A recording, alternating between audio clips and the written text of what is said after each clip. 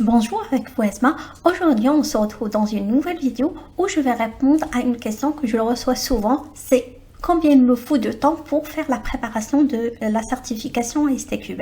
Là, la réponse, ça va être, il n'y a pas une durée fixe, c'est à vous de voir selon vos compétences, si vous avez déjà travaillé au niveau du domaine, si la société sur laquelle vous travaillez respecte bien les normes, vous avez bien les bonnes définitions, vous savez c'est quoi tous les niveaux de test, vous savez comment créer une anomalie, tout le process de test est correct au niveau de la société. Sinon, si vous avez déjà eu l'occasion de voir le syllabus de l'STQB Fondation, tout ça joue un rôle très important. Mais on va distinguer deux catégories. Pour une personne qui est novice pour la première fois, il souhaite faire une reconversion vers le domaine du test, ce que je vous recommande, même à part la formation de l'STQB, c'est mieux de lire le syllabus de la certification fondation.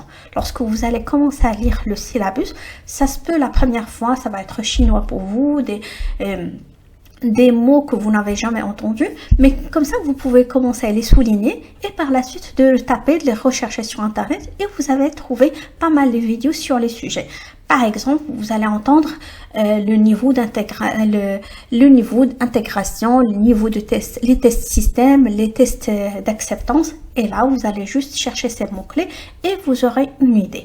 Au fur et à mesure, la deuxième fois, lorsque vous allez commencer à lire le syllabus, vous aurez déjà une idée claire, c'est quoi le syllabus, qu'est-ce qu'on est censé faire après lorsqu'on va avoir la certification STQB, parce que jusqu'à maintenant, je reçois pas mal de fois les questions avec quel outil on peut exécuter le STQB. Et normalement, non. Le STQB, c'est les bonnes bases au niveau des tests logiciels et vous pouvez l'utiliser avec n'importe quel outil. Ça dépend de votre société. Si vous travaillez en freelance, vous avez le choix de choisir l'outil que vous voulez. Du coup, vous avez les bonnes bases et vous pouvez les pratiquer avec n'importe quel outil. On s'adapte si vous voulez la création d'anomalies. Il y a des outils pour la création des anomalies. Si vous allez concevoir une campagne de test, il y a des outils de la conception de test. Du coup, pour les personnes qui n'ont jamais travaillé au niveau du domaine du test, ils vont faire plus de temps par rapport aux autres. Parce que la première des choses, ils vont commencer à lire le syllabus. La deuxième des choses, c'est mieux aussi de comprendre les outils, de savoir, même si au niveau de la certification, c'est que de la théorie. Et par la suite, de passer à l'acte et de passer des examens blancs. Lorsque vous passez des examens blancs, essayez de s'assurer que vous avez bien compris la réponse. C'est juste s'il y a des personnes qui passent l'examen plusieurs fois et par la suite, ils ont eu l'habitude de le passer. C'est comme ils ont pris par cœur les questions. Et du coup, pour eux, ils font la bonne réponse. Une fois qu'ils passent à l'examen le jour J, ça va être autre chose. Du coup, c'est mieux de passer l'examen la première fois, de comprendre les questions, de passer à nouveau et de savoir si vous avez amélioré votre note, passer d'autres examens, essayez juste de s'assurer de la fiabilité de l'examen. Parce qu'il y a des examens qu'on lui trouve sur Internet, ils rajoutent des questions qui n'ont rien à voir avec la certification STQB. J'ai vu qu'il y a des questions par rapport au Scrum, qu'il y a il y a des questions par rapport à l'agilité. Et pourtant, au niveau de la certification fondation, vous n'avez pas le niveau Agile Fondation. Du coup, s'assurez que votre source est fiable et vous aurez les bonnes questions pour le niveau fondamental. Sinon, il y a le site du GASC où vous avez un exemple pour l'examen de la certification. Pourquoi je vous recommande de passer l'examen blanc? Déjà, vous savez, si vous avez bien compris le principe, si vous arrivez à répondre aux questions et aussi de gérer votre temps. Parce que ça se trouve que vous êtes bonne, vous arrivez bien à répondre aux questions, mais pour vous, 1 heure n'est pas suffisante. 1 heure pour 40 questions n'est pas suffisant. Si vous faites juste 3 minutes par question, vous allez faire 2 heures et non pas 1 heure. Dans ce cas, il faut commencer à pratiquer pour savoir de gérer votre temps et de gérer aussi les questions, de savoir s'il y a des questions difficiles, je note la question, comme ça je peux retravailler sur la partie où je constate que j'ai des lacunes.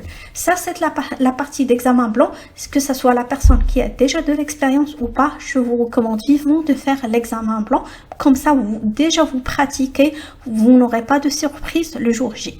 Pour les personnes qui ont déjà de l'expérience, ça va être un petit peu simple. Et aussi, ça se trouve que vous aurez de différences par rapport à ce que vous avez, est-ce que vous allez avoir au niveau de la certification, au niveau de syllabus et par rapport à la réalité. Parce qu'il y a des sociétés qui ne respectent pas à 100%. Et jusqu'à maintenant, vraiment, on ne voit pas une société qui respecte tout ce qui est mentionné au niveau de la STQB à 100%. Du coup, ça se trouve que vous allez trouver qu'il y a des incohérences, mais on doit pratiquer, on doit s'adapter avec la STQB.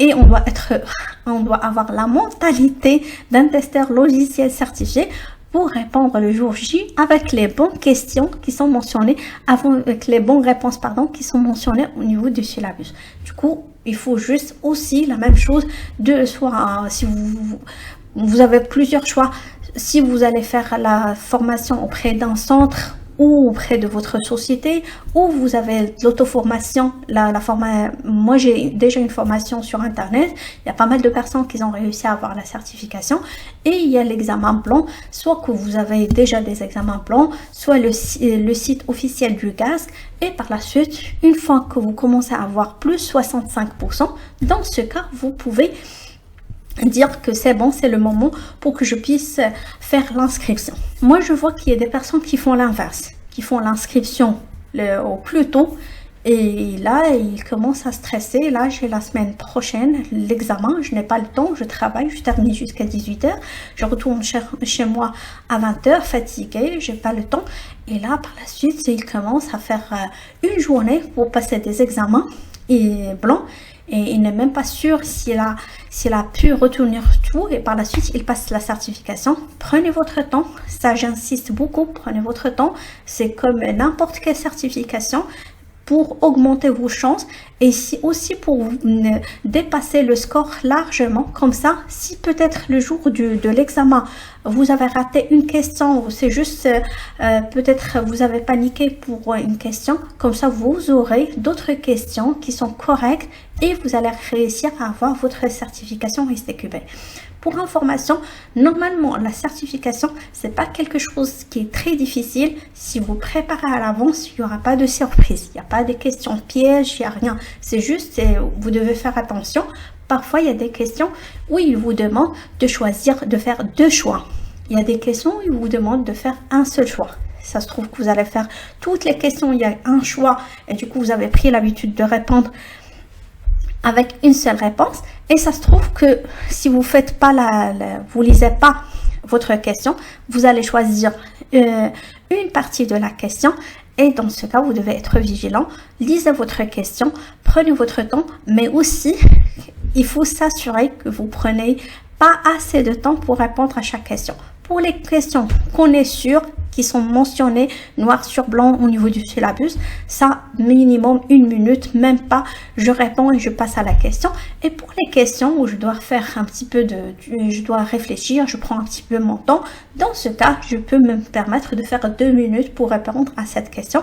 Comme ça, vous allez combler entre des questions où je prends 1 minute avec d'autres où je prends 2 minutes.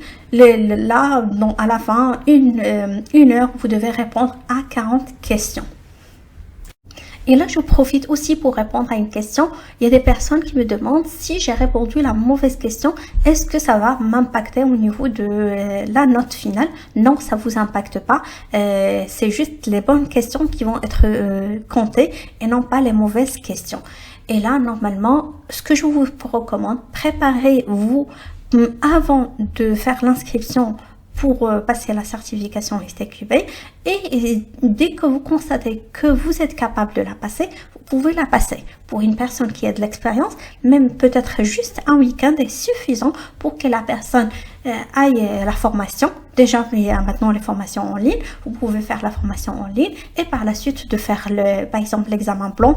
On peut dire 2 à 3 fois. Une fois qu'on est sûr, la durée c'est 1 heure. Du coup, on peut faire 1 heure et par la suite, on se repose. On peut le faire à la fin de la journée et à la fin, on peut, c'est bon, on ressent qu'on est capable de la passer, on peut la passer. Pour des personnes que même s'ils vont faire la formation, ils constatent qu'il y a des notes, des questions qu'ils n'arrivent pas à répondre, il faut retourner vers la formation, de reprendre la partie, à nouveau de passer l'examen, ça se peut qu'ils vont passer plus de temps. Du coup, vraiment, il n'y a pas une durée fixe, ça dépend de chaque personne, ça dépend de la motivation, aussi ça dépend de est-ce que vous avez plus de temps au niveau de la journée pour faire la préparation ou c'est juste à la fin de la journée en revenant du travail fatigué et tout, vous allez faire 1 heure maximum et du coup vous devez faire plus de journées. Si vous consacrez le week-end pour la certification, ça va être bien. Sinon, si vous faites d'autres activités avec vos enfants au niveau du week-end,